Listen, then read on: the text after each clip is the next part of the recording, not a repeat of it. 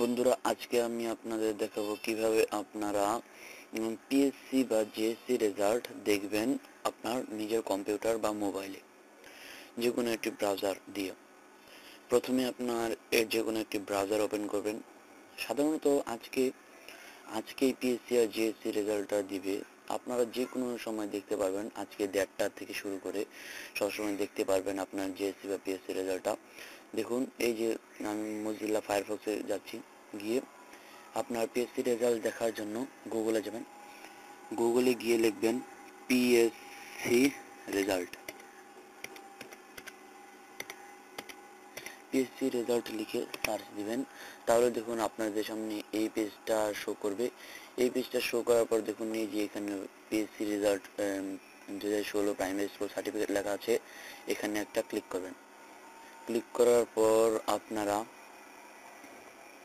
সোজা এই পেজটাতে আসবেন।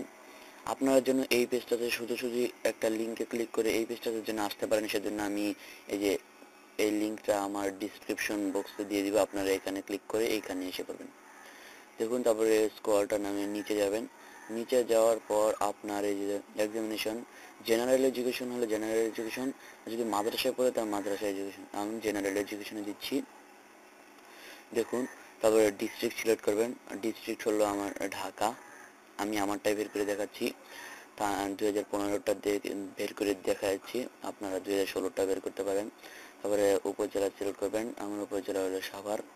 তারপরে আমি 2015টা আমারটা দেখাচ্ছি।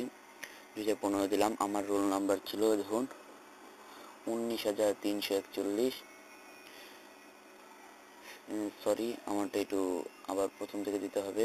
এখন ঢাকা দিয়ে দিচ্ছি, আমি এখানে সাভার দিচ্ছি, এখানে 2015 দিচ্ছি, এখানে আমি 19,341 দিয়ে দিচ্ছি। দেখুন, আমার রেজাল্টটা এখানে এসে পড়বে। দেখুন, আমি এখানে সবকিছু মিটমাট করে আপনারা এই সাবমিটে ক্লিক করবেন।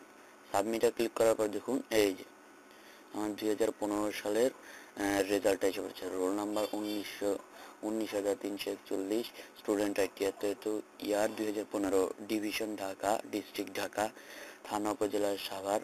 রেজাল্ট দেখুন, পাস্ট। দেখুন, সব রেজাল্ট এসে পড়েছে।